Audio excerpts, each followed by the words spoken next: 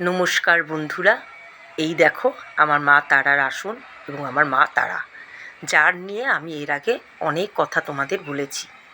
আজকে মায়ের মুখটা তোমাদের সামনে তুলে ধরলাম। এই মাকে আমি পুজো করি প্রত্যেক দিন এবং ছোট বাচ্চাদের অনেক অনেক আমার ভালোবাসা এবং গুরুজনদের প্রণাম জানিয়ে আমি আজকের ভিডিও শুরু করছি। তোমরা সবাই দেখো, মায়ের মুখটা দর্শন করো। মা তোমাদের সবাইকে আশীর্বাদ করুক এবং ভালোবাসা দিক অনেক অনেক। আজকে আমার নিজস্ব অভিজ্ঞতার থেকে একটা ভূতের গল্পে আসছি। আমার সাথে জীবনে অনেক নানান ধরনের গল্প ঘটে গেছে, যেগুলো বলতে গেলে অনেক, কিন্তু বলা হয় না। আমি এরকম আজকে একটা প্ল্যাটফর্ম পেয়েছি বলে বলতে পারছি। বহু বছর আগে বলতে 4 বছর আগে আমার সাথে আমি এক বাড়িতে ভাড়া থাকতাম। আমি এখনও ভাড়া বাড়িতেই আছি, নিজস্ব বাড়ি এখনও হয়নি। তো যাই হোক, আমি ভাড়া বাড়িতে ছিলাম। 4 বছর আগে যে বাড়িতে ছিলাম সে বাড়িটা ছিল কাঠির। তো সেই বাড়িতে আমি প্রায় 1 মাস থাকার পরে আমার শারীরিক প্রচুর কষ্ট হওয়া শুরু হয়। কষ্ট বলতে এই দুপুরবেলা করে মানে ভালো লাগতো না বলতে মনে হতো যে আজকে বোধহয় মরে গেলে ভালো হয়। খালি মনের ভেতরে একটা কথাই আসতো, মরে গেলে বোধহয় ভালো হয়। আর তখন আমার ছেলে অনেক ছোট, 4 বছর আগে ছোট বাচ্চা একটা, ওকে নিয়ে খালি আমি কাঁদতাম। আর আমার হাজব্যান্ড বাইরে বাইরে কাজ করতো, তাকেও জানাতাম, কিন্তু সে কখনো না বিশ্বাস করতো না। বলতো এগুলো তোমার মনের ভয়, মনে অন্য কিছু চলছে বা কোনো অসুবিধা হয়েছে, ডাক্তার দেখাও। তো আমি ডাক্তারের কাছেও গেলাম, ডাক্তার বলল আমার সাইকো দেখানো উচিত। এই করতে করতে প্রায় আরও 15 দিন কেটে গেল। 1 মাসের পর 15 দিন কাটলো, 1 মাস 15 দিন। আমার সাথে ওই বাড়িতে ঘটনা ঘটা শুরু হয়ে গেছিলো এই বাড়িতে ঢোকার প্রায় 15-20 দিন পরের থেকেই। রান্না করছি, রান্না পুড়ে যাচ্ছে, পট দিতে যাচ্ছি, ল্যাট্রিনে যাচ্ছি, যেখানেই যাচ্ছি সেখানে আমার একটা আতঙ্ক পিছা করছে। মনে হচ্ছে যে পেছনে কেউ আমার ঘুরঘুর করছে, পেছনে ঘুরঘুর করছে। শুধু ঠাকুর ঘরে ঢুকলে তখন আমার মনটা শান্ত হয়ে যেত।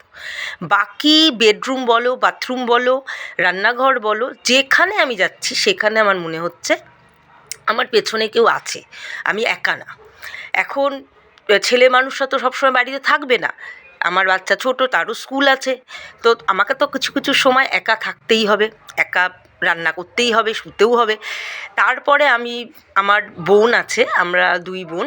বোনকে আমি বললাম যে আমার এরকম অসুবিধা হচ্ছে, কোনো মন্দিরে যাই। তো এইখানে হচ্ছে আরেকটা কথা বলতে ভুলে গেলাম। এখানে হচ্ছে যেই বাড়িতে আমি ভাড়া থাকতাম তার কিছুটা আগে একটা মুদিখানা দোকান ছিল। তো সেই মুদিখানা দোকানে আমি গিয়ে খোঁজ নিলাম যে এই বাড়ির কি কোনো হিস্ট্রি আছে, এরকম হ্যাঙ্গিং কেস বা সুইসাইড কেস কোনো ঘটনা কি আছে। কারণ এগুলো আমরা নানান মুখে সবসময় শুনে থাকি, এগুলো সবাই জানে যে এই ধরনের কোনো ঘটনা হলে কেউ বাড়িতে থাকলে যদি সেটা ঠিকঠাক মতন কাজকর্ম না হয় সেটা প্রবলেম দেখা দেয়। তো সেই কারণে আমি ওই দাদাকে জিজ্ঞেস করলাম। তো দাদা কিছু বলছিল না, চুপচাপই ছিল। কারণ একটা বাড়িতে ভাড়া থাকি, সেই বাড়ির রেপুটেশন বলে একটা ব্যাপার আছে, সেটাও নষ্ট হয়ে যাওয়ার ভয় থাকে। সে ভাড়া দিয়ে চলছে, ভদ্রমহিলা। তার হাজব্যান্ড ছিল না, একটাই ছেলে ছিল, 3 ননদ ছিল, মারা গেছে। এই মারা যাওয়ার ঘটনাটাই হচ্ছে বীভৎসকর। তার ছোট যে ননদ ছিল অবিবাহিত, 3জনই অবিবাহিত ছিল, পড়াশোনায় তুখাত ছিল 3জন। ওই দাদার মুখে সমস্ত কিছু আমি শুনলাম। 3জনই হ্যাঙ্গিং কেস, একজন 3জনই হ্যাঙ্গিং কেস হয়ে মারা গেছে। 2জন আমি যেই ঘরটাতে ভাড়া ছিলাম সেই ঘরটাতে 2জন মারা গেছে। আরেকজন বাথরুমে মারা গেছে। বাথরুমটাও কিন্তু আমার ভীষণ আতঙ্ক লাগতো, আমার বাথরুমটা। তখন ওদের ওখানে বাথরুম বলো, কিচেন বলো, এগুলো তৈরি ছিল না, এগুলো পরবর্তী সময় তৈরি করা হয়েছে ভাড়া দেওয়ার জন্য। তো ওখানে বহুকাল আগের ঘটনায় 3 বোনই পড়াশোনা করতে করতে সাইকো পেশেন্ট হয়ে গিয়ে ঘরের মধ্যে হ্যাঙ্গিং মারা গেছে। তো এই ঘটনা অনেক পুরনো, আমার জানার কথা না, আর আমি নতুন গেছি ওখানে ভাড়া। কিন্তু ওই দাদার ওই রাস্তা দিয়ে আমি চলাচল করতাম, সেই হিসাবে ওই দোকানদারের সাথে আমার পরিচয় ছিল। তো সেই হিসাবেই সে আমাকে সমস্ত ঘটনা খুলে বলল যে এর আগেও ভাড়া এসছে, একটা মেয়ে ভাড়া থাকতো, সে অলরেডি পাগল হয়ে গেছিলো, লাস্টে পাগল হয়ে ওর কলকাতায় বাড়ি ছিল, সেখানে গিয়ে মারা গেছে, ওই হ্যাঙ্গিং করেই মারা গেছে। তো ওটা শোনার পরে তো আমি আর কোনো ভাবনার বাইরে যে এত বড় ঘটনা, যেই ঘরে আমি আছি এখানে আমি থাকবো কী করে। আমার হাজব্যান্ড এগুলো কিচ্ছু বিশ্বাস করে না, কিচ্ছু না, এগুলো কিছু না, এগুলো মনের ভয়, মনের চিন্তা, ওখানেই স্টপ করে দাও, এটাই ওর বক্তব্য, এগুলো বেকার চিন্তা করবে না। কিন্তু আমি ভাবছি যে আমার সাথে যেগুলো ঘটে যাচ্ছে, আমি খেতে পাচ্ছি না, আমার খাওয়া বন্ধ হয়ে গেছে, ডাক্তারকে দেখাচ্ছি, ডাক্তার বলছে আমি পাগল হয়ে যাচ্ছি, সাইকো দেখাতে হচ্ছে। তো এটা কিভাবে সম্ভব? কারণ আমি যে মেন্টালিটির মানুষ, আমি পাগল, সাইকো এগুলো আমার পক্ষে সম্ভব না, এগুলো হট করে হওয়াটা আমার পক্ষে সম্ভব না। কারণ আমি বেশ হাসি খুশি থাকি, বেশ গল্প গুজব করতে ভালোবাসি, যাই হোক খোলা মন নিয়েই থাকতে ভালোবাসি। তো যাই হোক, এগুলো তো আমার পক্ষে সম্ভব না। আর ডিপ চিন্তাও আমার এমন কিছু নেই যে আমি চিন্তায় পাগল হয়ে যাচ্ছি, এরকমও কিছু না। তো সেই চিন্তাভাবনা নিয়ে আমি আমার বোনকে সব জানালাম। সমস্ত কিছু জানানোর পর আমাদের এখানে খুব খ্যাতনামা এক মন্দির আছে, ছিন্নমস্তা মায়ের মন্দির।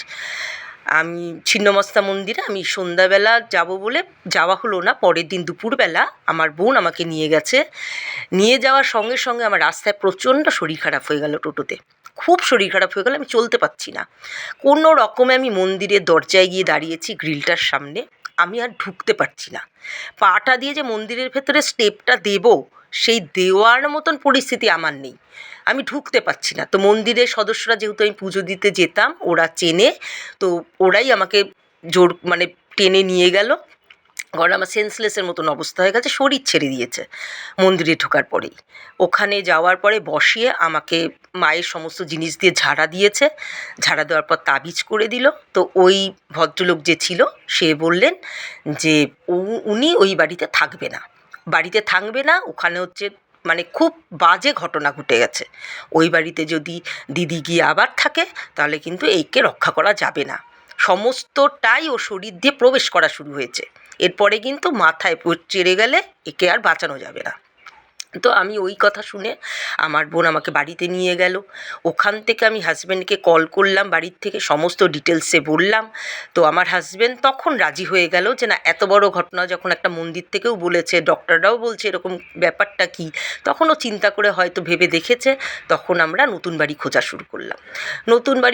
শুরু করলাম। তাও 15 দিন 20 দিনের মাথায় আমি বাড়ি পেয়েও গেছি। তো আমি আর ওই বাড়িতে ফেরত যাইনি। আমার হাজব্যান্ড বন্ধুরা মিলে বাড়ির থেকে সব মালপত্র ট্রান্সফার করেছে। ট্রান্সফার করার পর ওখান থেকে মালপত্র নিয়ে যাওয়া হয়েছে।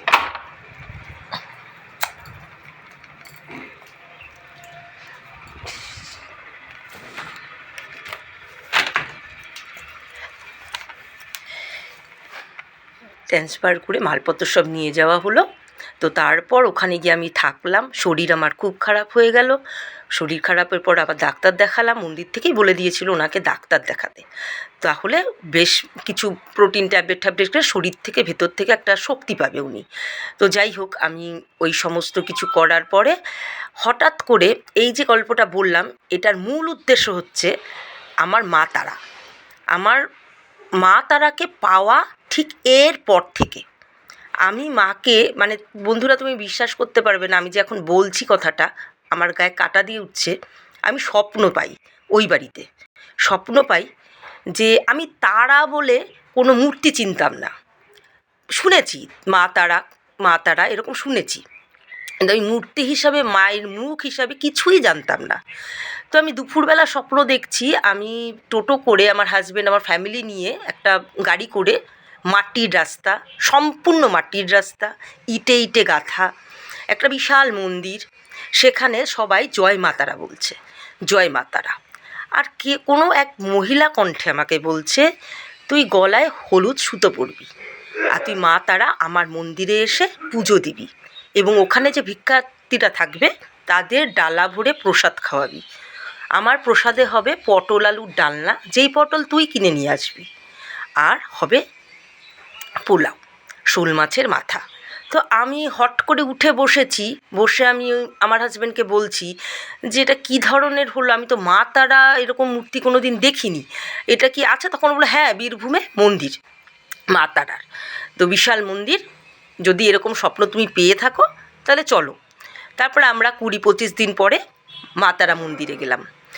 তুমি বিশ্বাস করবে না, আমার যাওয়ার সঙ্গে সঙ্গে একটা জিনিসই মনে হয়েছে বন্ধুরা, যে আমি যে স্বপ্নটা দেখলাম, আমি যে রাস্তাটা দেখলাম, সেটা হুবহু আমার স্বপ্নের সাথে মিলে যাচ্ছে। এবং মূর্তি, একটা আবছা আদল একটা মুখ ভেসে উঠেছিল আমার, সেই মুখটা ঠিক ওই মূর্তির মতো, একদম মূর্তির মতো। এরপর আমি ওখানে গিয়ে নিজেকে না আর আটকাতে পারছি না, মনে হচ্ছে বারবার মাকে আমি জড়িয়ে ধরে আদর করি। আর